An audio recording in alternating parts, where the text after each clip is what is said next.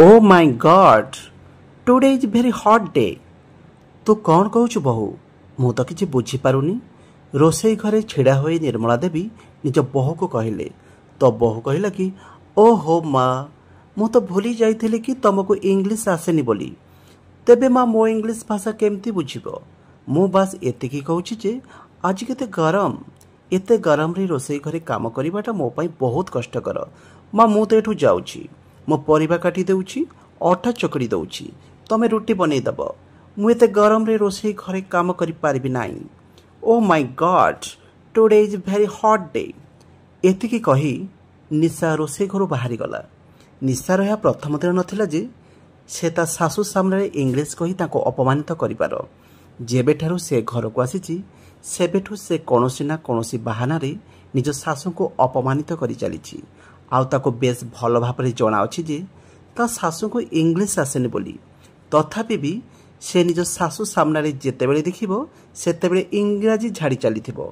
बिचारी निर्मला देवी ता इंग्राजी कथा को बुझी पारंती नाही तो पचारंती जे कौन कहूचु बहु। तो निशा तुरंत केबे भी ताको अपमानित करबाको पछघंचा देउ नथिला। निर्मला देवी रोसई घरे तरकारी रांधिले आउ तापरे रुटी भी तैयारी कले। पुओ बहु समस्ते डाइनिंग टेबल उपरे बसी गले। निर्मला देवी निज रूम को गले। तांको स्वामी जे कि एबे पर्यंत भी सकाळ न्यूज पेपर रे पसी रहिथिले।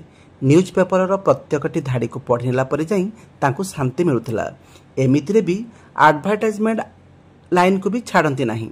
तांको हाथरो न्यूज पेपर छड़े नै निर्मला देवी कहिले कि न्यूज पेपर पढ़ी जदि तम पेट भरी जाइथिबो तेबे चालो किछि खाई नबो।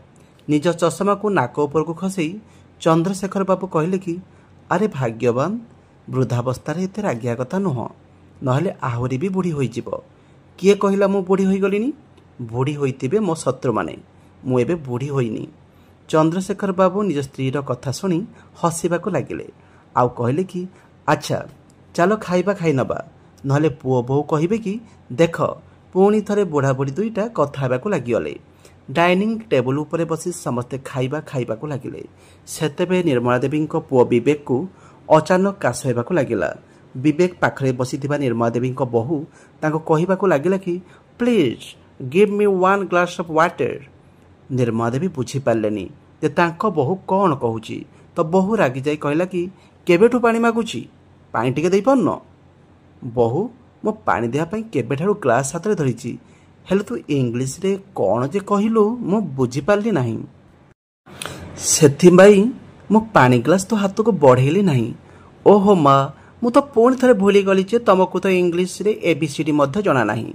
तेबे मो इंग्लिश केमिति बुझिबो। चंद्रशेखर बाबू निज बहुर मुह को सेमिति ही चाहि रही गले। हेले से तो तांको पई प्रतिदिनर कथा थिला। निर्मला देवी को बहु तांको इंग्लिश पई किछि ना किछि सुनै चली थाए। चंद्रशेखर बाबू को एसबु बिल्कुल भी भल लागु नथिला। अनेक थर से निज पुओ सहित ए विषय कथा होइथिले हेले बहु निज व्यवहार परिवर्तन करू नथिला। ताकू ता पाठ पढ़ार बहुत गर्व थिला जे मु आजिकाली जुगर बहुत पढ़ा लेखा झियो मते तो इंग्लिश आसे। बाहाघर पूर्वरु तो मु जॉब मध्य करूथिली। मु तुम भली नुहे जे कि बाहाघर परे सारा जीवन रोसई घरे बितेई देबे। केबे केबे निर्मला देवी निज बहु कथार जवाब देई देउथिले हेले तथापि भी बहु किछि बुझी पारु नथिला। गोटे दिन निशा निज सांग मानकु निज घर को डाकी किट्टी पार्टी रखिथिला। सेदिन चंद्रशेखर बाबू निज जमी बाड़ीर चाषबास देखिया पई निज गाँ को जाइथिले। पुओ भी निज ऑफिस जाइथिला। घरे केवल निर्मला देवी एवं तांको बहु थिले। निशा राति रे ही निज सासू को कहि देइथिला जे माँ काली मो किट्टी पार्टी अछि आउ मु किट्टी पार्टी आम घरे ही रखिछि सेति पई बहुत सारा खाइबा बनेया को पड़िबो। मु लिस्ट बनै डाइनिंग टेबल उपरे रखी देइछि आ घरे चाहा भी नाही तमे सकाउ सकाउ ही मगेई देबो आ सब किछि बनै देबो। निर्मला देवी डाइनिंग टेबल उपरे रखा जाइथिबा निज बहुर लिस्ट देखिबा को लागिले तो से किछि बुझी पाले नाही काहेकि ना बहुत सब जिनिस इंग्राजी रे लिखिछि। हेले एबे से निज बहु को पचारिबा को चाहु नथिले काहेकि ना जदि से एबे बहु पाखु जाई कि पचारिबे जे बहु एथरे कोन लेखा होईछि तो बहु पुणी थरे ताको अपमानित करिदेबो जे तुमको इंग्लिश आसेनी। सेथिपई से सकाळ उठी ବହୁ ତିଆରି କରିଥିବା ଲିଷ୍ଟକୁ ଧରି ଦୋକାନକୁ ଚାଲିଗଲେ। ଆଉ ଲିଷ୍ଟରେ ଯେଉଁ ଜିନିଷ ଲେଖା ଥିଲା ସେ ତାକୁ ଦୋକାନବାଲାକୁ ଦେଖେଇ ନେଇ ଆସିଲେ।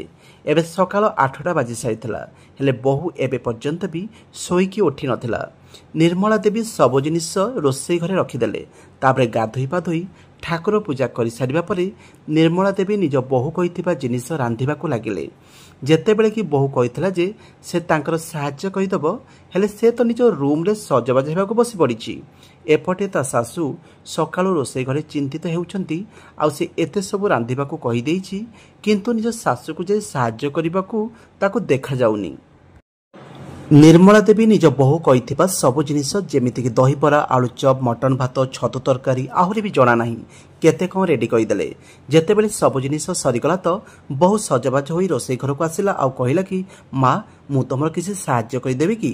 ନିଜ ବୋହୂକୁ ରେଡ଼ି ହୋଇଯାଇଥିବାର ଦେଖି ନିର୍ମଳା ଦେବୀ କହିଲେ କି ବୋହୂ ଥାଉ, ଯଦି ଆସିବାର ଥିଲା ତ ପୂର୍ବରୁ ହିଁ ଆସିଯାଇଥାନ୍ତୁ। ଏବେ ତ ନୂଆ ଡ୍ରେସ୍ ପିନ୍ଧି ସାରିଲୁଣି, ଏବେ ଯଦି କାମ କରିବୁ ତ ଡ୍ରେସ୍ ମଇଳା ହୋଇଯିବ। ଏମିତିରେ ବି ରୋଷେଇ କାମ ସବୁ ସରିଗଲାଣି, କେବଳ ଗ୍ୟାସ୍ ବନ୍ଦ କରିବାର ଅଛି, ତାହା ବି ମୁଁ ହିଁ କରିଦେଉଛି। ତୁ କାହିଁକି ନିଜ ହାତ ମଇଳା କରିବୁ? ଏତିକି କହି ନିର୍ମଳା ଦେବୀ ରୋଷେଇ ଘର ସଫା କରି ନିଜ ରୁମ୍ରେ ଆସି ବସିଗଲେ। ସେ ସକାଳୁ କାମରେ ଲାଗିଛନ୍ତି, ତାଙ୍କ ଅଣ୍ଟା ବି ବିନ୍ଧା ହେବାକୁ ଲାଗିଲାଣି। ସେଥିପାଇଁ ସେ ଖଟ ଉପରେ ଶୋଇପଡ଼ିଲେ ଆଉ ଗଡ଼ପଡ଼ ହେବାକୁ ଲାଗିଲେ। ଏବେ ତାଙ୍କୁ ଲାଗିଲା କି ସେ ସବୁକିଛି କହିଦେଇଛନ୍ତି, ତ ବୋହୂ ନିଜେ ନିଜେ ଖାଇବା ବାଢ଼ିଦେବ ଆଉ ନିଜ କିଟିପାଟି କରିନେବ। ହେଲେ ଇଏ କ'ଣ? ନିର୍ମଳା ଦେବୀଙ୍କୁ ନିଜ ରୁମ୍କୁ ଯିବାର 1 ଘଣ୍ଟା ବି ବିତି ନଥିଲା, ଯେତେବେଳେ କି ନିଶା ନିଜ ଶାଶୁଙ୍କୁ ଡାକ ଛାଡ଼ି କହିଲା କି ମା, ମୋର ସବୁ ସାଙ୍ଗମାନେ ଆସିଗଲେଣି, ତମେ ଡାଇନିଂ ଟେବୁଲ ଉପରେ ସବୁ ଖାଇବା ସଜାଡ଼ି ଦିଅ। ଆଉ ତା ପୂର୍ବରୁ ଫ୍ରିଜରେ କୋଲ୍ଡ ଡ୍ରିଙ୍କସ୍ ରଖାଯାଇଛି, ତମେ ତାକୁ ବାହାର କରି ସମସ୍ତଙ୍କୁ ଦେଇଦିଅ। ତା ସହିତ ନିଶା ରୁମ୍ ଭିତରକୁ ଆସି ନିଜ ଶାଶୁ ସହିତ 2 ପଦ ଭଲରେ ବି କଥା ହୋଇଗଲା।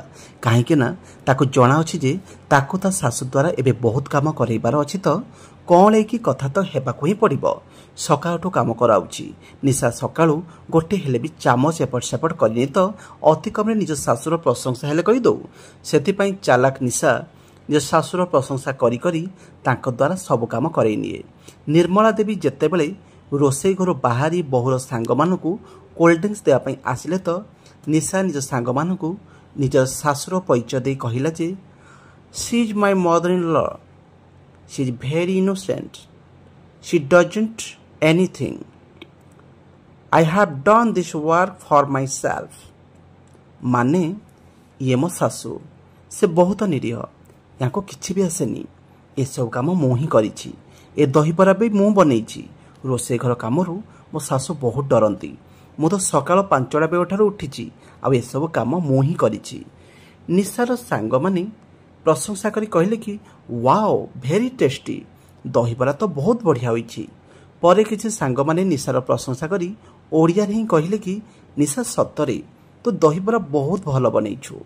ପାଖରେ ଛିଡ଼ା ହୋଇଥିବା ନିର୍ମଳା ଦେବୀ ଇଂରାଜୀ ତ ବୁଝିପାରିଲେ ନାହିଁ, ହେଲେ ଯେତେବେଳେ ତାର ଗୋଟେ ସାଙ୍ଗ ଓଡ଼ିଆରେ କହିଲା କି ନିଶା, ତୁ ଦହିବରା ବହୁତ ସ୍ୱାଦିଷ୍ଟ ବନେଇଛୁ, ତ ନିର୍ମଳା ଦେବୀଙ୍କୁ ଲାଗିଲା କି ଦହିବରା ତ ସେ ବନେଇଛନ୍ତି, ହେଲେ ନିଶାର ସାଙ୍ଗମାନେ ତାର ପ୍ରଶଂସା କାହିଁ କରୁଛନ୍ତି। ନିର୍ମଳା ଦେବୀ ବୁଝି ଯାଇଥିଲେ କି ବୋହୂ ନିଶ୍ଚିତ ଭାବରେ ଇଂରାଜୀରେ କିଛି ନା କିଛି କହିଛି, ମୁଁ ଇଂରାଜୀ ବୁଝିପାରେନି, ସେଥିପାଇଁ ତା ସାଙ୍ଗମାନେ ମୋର ନୁହେଁ ବରଂ ତାର ପ୍ରଶଂସା କରୁଛନ୍ତି। ନିର୍ମଳା ଦେବୀ ଯେତେବେଳେ ଟ୍ରେ ଧରି ରୋଷେଇ ଘରକୁ ଯିବାକୁ ଲାଗିଲେ ତ ପଛପଟୁ ଜଣେ ନିଶାଙ୍କୁ ପଚାରିବାକୁ ଲାଗିଲା କି ନିଶା, ତୁ ସବୁବେଳେ ଶାଢ଼ୀ ପିନ୍ଧୁଛୁ? ତ ନିଶା ଇଂରାଜୀରେ କହିଲା କି she always wear sari, she always looking like a maid in sari. ଇଏ ସବୁବେଳେ ଶାଢ଼ୀ ହିଁ ପିନ୍ଧନ୍ତି ଆଉ ଶାଢ଼ୀରେ ସବୁବେଳେ ଚାକରାଣୀ ଭଳି ହିଁ ଦେଖାଯାଆନ୍ତି। ମୁଁ ଅନେକ ଥର କହିଛି ଯେ ଡ୍ରେସ୍ ପିନ୍ଧ, ହେଲେ ୟାଙ୍କୁ ତ ସବୁବେଳେ ଚାକରାଣୀ ହିଁ ବନିକି ରହିବାର ଅଛି। ସେ କିଛି ବି ବୁଝିପାରନ୍ତି ନାହିଁ, ଏକଦମ ଓଲ୍ଡ ଫ୍ୟାସନ୍ ବୋଲି। ଏସବୁ ଶୁଣି ନିଶାର ସବୁ ସାଙ୍ଗମାନେ ଖିଲି ଖିଲି ବାଜି ହସିବାକୁ ଲାଗିଲେ। ନିର୍ମଳା ଦେବୀ ପଛକୁ ବୋଲି ଦେଖିଲେ ତ ନିର୍ମଳା ଦେବୀ ବୟସର ପାଦ ଦେଶରେ ଏତିକି ତ ଜ୍ଞାନ ଥିଲା ଯେ ସେ ଲୋକମାନଙ୍କ ହସରୁ ଚିହ୍ନି ନେଉଥିଲେ ଯେ କିଏ ପ୍ରଶଂସାରେ ହସୁଛି ଆଉ କିଏ ତାଙ୍କର ଥଟ୍ଟା ଉଡ଼ାଉଛି। ତ ନିଶାର ସାଙ୍ଗମାନଙ୍କର ଥଟ୍ଟା ଭରା ହସକୁ ଚିହ୍ନିଗଲେ। ନିଶ୍ଚିତ ଭାବରେ ନିଶା ହିଁ କହିଛି, ସେଥିପାଇଁ ତା ସାଙ୍ଗମାନେ ତାଙ୍କର ଥଟ୍ଟା ଉଡ଼ାଉଛନ୍ତି। ନିର୍ମଳା ଦେବୀଙ୍କୁ ଏକଥା ବହୁତ ଖରାପ ଲାଗିଲା। ସେ ସାରା ରାତି ଏହା ଭାବି ଚାଲିଥିଲେ ଯେ ସେ ଏମିତି କ'ଣ କରିବେ ଯାହାଦ୍ୱାରା କି ବହୁ କଥାରେ କଥାରେ ତାଙ୍କ ମଜାକ ନ ଉଡ଼ାଉ, କାହିଁକି ନା ଏବେ ସେ ଅପମାନ ସହିପାରୁ ନଥିଲେ। ସେ ନିଜକୁ ନିଜେ ଦୋଷ ଦେବାକୁ ଲାଗିଲେ ଯେ ଇଂରାଜୀ କାହିଁକି ପଢ଼ିଲେ ନାହିଁ, ତାଙ୍କୁ ଇଂରାଜୀ କାହିଁକି ଆସୁନି। ଆଜି ଯଦି ତାଙ୍କୁ ଇଂରାଜୀ ଆସୁଥାନ୍ତା ତେବେ ସେ ବି ନିଜ ବୋହୂ ସହିତ ଇଂରାଜୀରେ କଥା ହୋଇଥାନ୍ତେ, ଆଉ ବୋହୂ ତାଙ୍କୁ ଅପାଠୁଆ ମୂର୍ଖ କହିନଥାନ୍ତା। ଯେତେବେଳେ କି ନିର୍ମଳା ଦେବୀ ଅପାଠୁଆ ମୂର୍ଖ ନୁହନ୍ତି, ସେ ସେତେବେଳ ଯୁଗରେ ହୋମ୍ ସାଇନ୍ସରେ BA କରିଛନ୍ତି। ସେ ସମୟରେ ଝିଅମାନଙ୍କ ପାଇଁ ଏହି ସବଜେକ୍ଟ ରହୁଥିଲା, ଆଉ ପୁଅମାନଙ୍କ ପାଇଁ ଗଣିତ ଆଉ ସାଇନ୍ସ ରଖାଯାଉଥିଲା। ଆଉ ଝିଅମାନଙ୍କୁ ଗୃହ ବିଜ୍ଞାନ ଆଉ ସାମାଜିକ ବିଜ୍ଞାନର ଶିକ୍ଷା ଦିଆଯାଉଥିଲା। ଝିଅମାନଙ୍କର ଶିକ୍ଷା ଉପରେ ଏତେ ଧ୍ୟାନ ବି ଦିଆଯାଉନଥିଲା, ଆଉ ନାହିଁ ତାଙ୍କୁ ପଚରା ଯାଉଥିଲା ଯେ ତାର କେଉଁ ବିଷୟ ପସନ୍ଦ। ଘରର ମୁଖିଆ ଫର୍ମ ଭରୁଥିବା ବେଳେ ସବୁବେଳେ ଝିଅମାନଙ୍କ ପାଇଁ ଗୃହ ବିଜ୍ଞାନ କିମ୍ବା ସାମାଜିକ ବିଜ୍ଞାନ ହିଁ ଭରୁଥିଲେ। ଏମିତିରେ କି ତାଙ୍କ ମାଆମାନଙ୍କୁ ବି ଜଣାନଥିଲା ଯେ ତାଙ୍କ ଝିଅ କେଉଁ ବିଷୟ ନେଇଛି। ତ ଏଥିରେ ନିର୍ମଳା ଦେବୀଙ୍କର କୌଣସି ଭୁଲ ନାହିଁ ଯେ ତାଙ୍କୁ ଇଂରାଜୀ ଆସେନି। ଯେମିତି ସେମିତି କରି ଗୋଟିଏ ଦିନ ବିତିଗଲା। ଦ୍ୱିତୀୟ ଦିନ ନିର୍ମଳା ଦେବୀଙ୍କ ସ୍ୱାମୀ ଆସିଲେ, ହେଲେ ନିର୍ମଳା ଦେବୀ ସାରା ରାତି ଶୋଇନଥିଲେ। ତାଙ୍କୁ ତାଙ୍କ ବହୁ ସାଙ୍ଗମାନଙ୍କର ସେ କଟୁ ହସ ବାରମ୍ବାର ମନେ ପଡ଼ୁଥିଲା, ଯେଉଁଥିପାଇଁ ସାରା ରାତି ତାଙ୍କୁ ଭଲରେ ନିଦ ଆସିଲାନି। ଚନ୍ଦ୍ରଶେଖର ବାବୁ ନିଜ ସ୍ତ୍ରୀର ମୁହଁକୁ ଦେଖି କହିଲେ କି, କ'ଣ ହେଇଛି ନିର୍ମଳା, ଆଜି ତମେ ବହୁତ ଦୁଃଖୀ ଥିଲା ଭଳି ଜଣାପଡ଼ୁଛ, କଥା କ'ଣ? ନିର୍ମଳା ଦେବୀ କହିଲେ କି, କିଛି କଥା ନାହିଁ। ହେଲେ ଚନ୍ଦ୍ରଶେଖର ବାବୁ ବେଶ ଭଲ ଭାବରେ ଜାଣିଥିଲେ ଯେ ତାଙ୍କ ସ୍ତ୍ରୀ ଏମିତି ଖାଲିଟାରେ ଦୁଃଖୀ ହୁଅନ୍ତି ନାହିଁ। କିଛି ନା କିଛି କଥା ତ ନିଶ୍ଚିତ ଭାବରେ ଥିବ। ସେ ଗୋଟେ ଦୁଇଥର ନିଜ ସ୍ତ୍ରୀକୁ ପଚାରିବାର ଚେଷ୍ଟା କଲେ, ହେଲେ ସେ କଥାକୁ ଭୁଲେଇ ଦେଉଥିଲେ। ତାପରେ ସନ୍ଧ୍ୟାରେ ଚନ୍ଦ୍ରଶେଖର ବାବୁ ମନ୍ଦିର ଯିବା ପାଇଁ ବାହାରି ପଡ଼ିଲେ, କାହିଁକି ନା ଚନ୍ଦ୍ରଶେଖର ବାବୁ ପ୍ରତିଦିନ ସନ୍ଧ୍ୟାରେ ମନ୍ଦିର ଯାଆନ୍ତି, ଆଉ ନିଜ ସ୍ତ୍ରୀକୁ ବି ନେଇ ଯାଇଥାନ୍ତି। ଚନ୍ଦ୍ରଶେଖର ବାବୁ ନିଜ ସ୍ତ୍ରୀକୁ ମନ୍ଦିର ଯିବା ପାଇଁ କହିଲେ ତ ସେ ମନା କହିଦେଲେ, ହେଲେ ଚନ୍ଦ୍ରଶେଖର ବାବୁ ଜିଦି କରି ତାଙ୍କୁ ମନ୍ଦିର ନେଇଗଲେ। ମନ୍ଦିରରେ ଆରତୀ ଓ ପୂଜା ଶେଷ ହୋଇଯିବା ପରେ ଚନ୍ଦ୍ରଶେଖର ବାବୁ ପାହାଚ ଉପରେ ବସିଗଲେ, ଆଉ ନିଜ ସ୍ତ୍ରୀକୁ ପଚାରିଲେ, ସତ କୁହ ନିର୍ମଳା, କଥା କ'ଣ? ଯେବେଠୁ ମୁଁ ଗାଁରୁ ଆସିଛି ସେବେଠୁ ଦେଖୁଛି ଯେ ତମେ ବହୁତ ଦୁଃଖୀ ଅଛ। କୌଣସି କଥା ତମକୁ ଭିତରେ ଭିତରେ ଦୁଃଖୀ କରୁଛି। ଯଦି କୌଣସି କଥା ଅଛି ତେବେ ମୋତେ କୁହ। ଯଦି ମୋ ପାଖରେ କୌଣସି ସମାଧାନ ଥିବ ତେବେ ନିଶ୍ଚିତ କରିବି। ସ୍ୱାମୀଙ୍କର କଥା ଶୁଣି ନିର୍ମଳା ଦେବୀ କିଛି କହିବାର ସାହସ ଜୁଟେଇ ପାରିଲେ, ଆଉ କହିଲେ କି, ମୋତେ ଇଂରାଜୀ ଶିଖିବାର ଅଛି। କାଲି ନିଶାର କିଟିପାଟି ଥିଲା, ତାର ସବୁ ସାଙ୍ଗମାନେ ଆସିଥିଲେ, ତ ସମସ୍ତଙ୍କ ସାମ୍ନାରେ। ନିର୍ମଳା ଦେବୀ କେବଳ ଏତିକି ହିଁ କହିଲେ, ହେଲେ ଚନ୍ଦ୍ରଶେଖର ବାବୁ ସବୁକିଛି ବୁଝିଗଲେ ଯେ କାଲି ବହୁ ନିଶ୍ଚିତ ଭାବରେ ମୋ ସ୍ତ୍ରୀ ଉପରେ ନିଜର ଇଂରାଜୀ ଝାଡ଼ିଥିବ, ଆଉ ନିଶ୍ଚିତ ଭାବରେ କିଛି ନା କିଛି ଏମିତି କହିଥିବ ଯେଉଁଥିପାଇଁ ତାକୁ ଖରାପ ଲାଗିଥିବ। ନିଜ ସ୍ତ୍ରୀର ଇଂରାଜୀ ଶିଖିବା ବାଲା କଥାକୁ ସେ ସକାରାତ୍ମକ ଭାବରେ ନେଲେ, ଆଉ କହିଲେ, ଆରେ ୱା ନିର୍ମଳା, ତମେ ଇଂରାଜୀ ଶିଖିବା ପାଇଁ ଚାହୁଁଛ? ଏହା ତ ବହୁତ ଭଲ କଥା। ଚାଲ ମୁଁ ଆଜି ହିଁ ତମ ପାଇଁ ଇଂରାଜୀର କୌଣସି ଟ୍ୟୁସନ୍ ବିଷୟରେ ବୁଝୁଛି। ଯଦି କେଉଁଠି ଇଂରାଜୀ କ୍ଲାସ୍ ଚାଲିଥିବ ତେବେ ମୁଁ ତମକୁ ଇଂରାଜୀ ଟ୍ୟୁସନ୍ରେ ଆଡ଼ମିସନ୍ କରିଦେବି, ତମେ ଶିଖି ନେବ। ପାଠ ପଢ଼ାରେ ତ ନିର୍ମଳା ଦେବୀଙ୍କର ସବୁବେଳେ ଆଗ୍ରହ ଥିଲା, ହେଲେ ବାହାଘର ପରେ ଘର ଗୃହସ୍ଥୀ, ଛୁଆମାନଙ୍କର ଜଞ୍ଜାଳ ଏବଂ ଏତେ ସବୁ ଦାୟିତ୍ୱ ଭିତରେ ଅନ୍ୟ କୌଣସି କାମ ବିଷୟରେ କିମ୍ବା ନିଜ ଆଗ୍ରହ ବିଷୟରେ ଭୁଲି ଯାଆନ୍ତି, କାହିଁକି ନା ନିଜ ବିଷୟରେ ଭାବିବାକୁ ତାଙ୍କ ପାଖରେ ଏତେ ସମୟ ନଥାଏ। ତାପରେ ନିର୍ମଳା ଦେବୀ କହିଲେ କି, ଯଦି ମୁଁ ଇଂରାଜୀ ଶିଖିବା ପାଇଁ ଇଂରାଜୀ କୋଚିଂ ବାଲା ସ୍କୁଲ କିମ୍ବା ଟ୍ୟୁସନ୍କୁ ଯିବି ତ ଯିବା ଆସିବା ଆଉ ସେଠି ପଢ଼ିବାକୁ 2 ଘଣ୍ଟା ତ ଲାଗିଯିବ। ଘରେ ପୁଅ ବୋଉ କ'ଣ କହିବେ ଯେ ଆମେ କୁଆଡ଼େ ଯାଉଛେ? ଯଦି କହିବି କି ଇଂରାଜୀ ଶିଖିବାକୁ ଯାଉଛି ତ ବୋହୂ ମୋର ମଜାକ ଉଡ଼େଇବ ଯେ ଏ ବୟସରେ ତମେ ଇଂରାଜୀ ପଢ଼ିବାକୁ ଯାଉଛ। ମୁଁ ବୋହୂକୁ କହିବାକୁ ଚାହୁଁନି, ତମେ ଚିନ୍ତା କର ନିର୍ମଳା, ଆମେ ସନ୍ଧ୍ୟାରେ 2 ଘଣ୍ଟା ପାଇଁ ମନ୍ଦିର ଆସୁଛେ। ଆଉ ଏମିତି ବି ସନ୍ଧ୍ୟାରେ ବି ଘରେ ବେଶୀ କିଛି କାମ ନଥାଏ। ପୁଅ ବି 8ଟା ବେଳେ ଅଫିସରୁ ଘରକୁ ଆସେ, ଆଉ ବୋହୂ ବି ସେତେବେଳେ ପର୍ଯ୍ୟନ୍ତ ନିଜ ଫୋନ୍ ଚଲାଏ। ଆଉ ଆମେ 1 ଘଣ୍ଟା ପାଇଁ କହିଦେବା ଯେ ମନ୍ଦିରରେ ସତ୍ସଙ୍ଗ ହେଉଛି, ଆମେ 2-3 ଘଣ୍ଟା ପରେ ଫେରିବୁ। ତାପରେ 2 ଘଣ୍ଟା ପର୍ଯ୍ୟନ୍ତ ତମେ ଆରାମରେ ବସି ନିଜ କୋଚିଂରେ ପଢ଼ି ନେବ। ମୁଁ ତୁମକୁ ନିଜ ସହିତ ନେଇକି ଆସିବି, ଆଉ ନିଜ ସହିତ ନେଇକି ଯିବି। ନିର୍ମଳା ଦେବୀ ନିଜ ସ୍ୱାମୀଙ୍କର କଥା ଶୁଣି ଖୁସି ହୋଇଗଲେ। ତାଙ୍କୁ ଲାଗୁଥିଲା ଯେ ଏବେ ସେ ଇଂରାଜୀ ଶିଖିଯିବେ। ସେ ମନେ ମନେ ବହୁତ ଖୁସି ହେଉଛନ୍ତି। ଏମିତି ଲାଗୁଛି ଯେମିତି ତାଙ୍କ ପର କଣି ଯାଇଛି। 1-2 ଦିନ ଭିତରେ ହିଁ ଚନ୍ଦ୍ରଶେଖର ବାବୁ ପାଖରେ ହିଁ ଏକ ଇଂରାଜୀ ଶିଖିବା ବାଲା କୋଚିଂ ଖୋଜି ନେଲେ, ଯେଉଁଠିକି ସେ ନିର୍ମଳା ଦେବୀଙ୍କର ଆଡ଼ମିସନ୍ କରେଇଦେଲେ।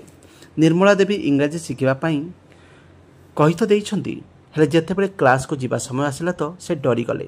ସେ ଭାବିଲେ କି ସେ ଯେତେବେଳେ କ୍ଲାସ୍କୁ ଯିବେ ତ ସେଠି ତାଙ୍କୁ ପଢ଼ିବା ପାଇଁ ଯେଉଁ ଶିକ୍ଷକ ଥିବେ ସେ କ'ଣ କହିବେ? ସେ କହିବେ ଯେ ଏତେ ବୁଢ଼ୀ ହେଲା ପରେ ମଧ୍ୟ ପଢ଼ିବା ପାଇଁ ଆସିଛି। ଏସବୁ ଭାବି ମୋତେ ବହୁତ ଲଜ୍ଜିତ ଅନୁଭବ ହେଉଛି। ଚନ୍ଦ୍ରଶେଖର ବାବୁ निज स्त्री को बुझे कहले कि तुम चिंता कर ना कहीं सेठी तुम एकुटिया नथिबो जी कि सेठी इंग्राजी शिखिबो सेठी तुम भली अनेक वयस्क लोक थे जो माने कि इंग्राजी शिखुथिबे। कौन भाषा किंबा कौन जिनिस को शिखिबार कौन बयस सीमा न थाए आम जेकोसी बयस किसी भी शिखिपर ये आम जीवन आम जहाँ भी शिखा चाहिए स्वतंत्र भाव में शिखिपर अन्य केही भी यह निष्पत्ति नहीं पारिबे नहीं जे आमे कौन करिबा आ कौन न करिबा आ ता छड़ा आमे किसी भल शिखा चेष्टा करूचे तेबे तुम कहा कथा भाव ना आ इंग्राजी शिक्षा काम लगी पड़। निज स्वामी कथा शुणी निर्मला देवी को साहस मिला। निर्मला देवी इंग्राजी स्पीकिंग जावाक लगिले जोठिकी इंग्राजी कहवा शिखा जाए से धीरे धीरे इंग्राजी कहवा शिखुंट 2-3 दिन भितर से किछि कहवा आरंभ करदे कि बुझा लगिले कहीं तांकर इंग्राजी शिखिबार बहुत आग्रह थिला। घरे भी से राति एकुटिया बसी इंग्राजी कहबार अभ्यास करुले। केबे केबे से जो स्वामी को कहते तो केबे आईना आगे छिड़ा होई निज सहित निजे इंग्राजी कथा होते। निज मन ध्यान लगे केवल 3 मास भितर ही निर्मला देवी इंग्राजी बुझा आ कहवा शिखिगले। हेले से घरे निज पुओ बहु क्या भी एकथा कहले नहीं। 4 मास परे तांको बहु निज घरे पुणी थरे किटीपाटी रखिले। से किटीपाटी को नहीं सबु संग माने आसिले जो माने कि पूर्वथर आसिथिले। एथरे भी निर्मला देवी शाढ़ी पिंधिथिले। शाढ़ी पिंधि निज बहुर सांग मानकर चर्चा करुछंती। पूर्वथर परी एथरे भी निशा सबु खाइबा निज सासू को कही तांको द्वारा तैयारी करैला आउ तार सबु क्रेडिट इंग्राजी कही निजे नहीं गला। एथरे भी से ही करुथिला जे से इंग्राजी रे समस्त को कहला कि एसबु खाइबा से ही रांधिची। ले पाखरे छिड़ा होइतबा निर्मला देवी तार सबु इंग्राजी बुझिनेले आउ तो कथा को मझिरु अटके कहले कि no no Nisha did not make this food I made this एसबु खाइबा मु ही रांधिची लास्ट टाइम मु ही रोषेई करी। निज सासू को इंग्राजी कहूथिबार देखि निशा आउ ता सांग माने आश्चर्यचकित होइगले। एसबु देखि निशार पाद तळु माटी खसीगला। तार सबु इंग्राजी कथा तार सासू बुझी पारुचंती। माँ तुमको इंग्राजी जଣା थिला तेबे तमे एबे पर्यंत मते काहेकि कहि नथिलो मते तो लागुथिला जे तुमको इंग्राजी रो एबीसीडी मध्ये जଣା नथिबो। निर्मला देवी कहले कि यह जरूरी नुहे जे सब कथा को बखाणिबा उचित। मु तो भई नुहे निशा जे कि निजर कोनसी गुण द्वारा अन्य मानक कम बोली भाबिबो आउ तार अपमान तो करिवो। जदि कोनसी व्यक्ति निजर गुण द्वारा अन्य कोनसी लोक को अपमान तो करूची तेरे मो दृष्टि से तार गुण नुहे बरं तार दुर्गुण। सेथिपाई बहु आज परठू काहाको भी कम भाविबार काम करिबो नाही। काहेकि ना आजिकाली जुगरे केही काहाठू कम नहंती। एते कही निर्मला देवी निज रूम को चली आसिले। सबु सांग माने चली जिबा परे निशा निज सासुर रूम को आसिला। ता पेटरे भूमिकंप हेउथला। एइथिपाई से केतेबे निज सासु को पचारिबो कि से केबे इंग्राजी शिखिले। निर्मला देवी निज बहु को इंग्राजी शिक्षा वाला सब कहानी कहीदेले जहाँ को शुणी निशा चमकी पड़ा जे 60 वर्ष बयस भी ता सासू इंग्राजी बुझिया आ कहवा शिखिगले। निशा मने मने भावी नहीं जे से केबे भी जीवन में निज सासू सहित पंगा नेबे नाही। कहीं आज निर्मला देवी निज बहुर बारंबारित अपमानित करने जोगु इंग्राजी शिखी एमिति शक्त चापड़ा मारिछंती जे जार शब्द आ दाग ता मन आ मस्तिष्क सब बेले रहिबो ले काहाकू देखा जिवो नाही। जदि काहाकू कौन भाषा न आसे तो ता माने नुहे जे ताको किछि भी आसे नाही। अरे समस्त को सब भाषा जଣା न थाए। दुनिया रे अनेक प्रकार भाषा अछि ले समस्त निज निजर एक भाषा थाए आ जार जो भाषा होई थाए सेथरे से परफेक्ट होई थाए। तेणिक से जेकोसी भाषा होई थाओ ना काहींकी आ रहिला कथा शिखिबार तो शिखिबार कौन बयस न थाए। आमे 80 वर्ष रे भी जहाँ चाहिए शिखि पारिबा। बस केवल शिखिबार इच्छा थिबा दरकार। श्रोता बंधु माने आज रही कहानी को नहीं आपणकर मतामत कौन मते कमेंट करी निश्चित जणातु। आशा करुछि आज रही कहानी आपण मानको निश्चित पसंद आसीथिबो। वीडियो टी को लाइक करिवे, शेयर करिवे और सब्सक्राइब मध्य करिवे। धन्यवाद।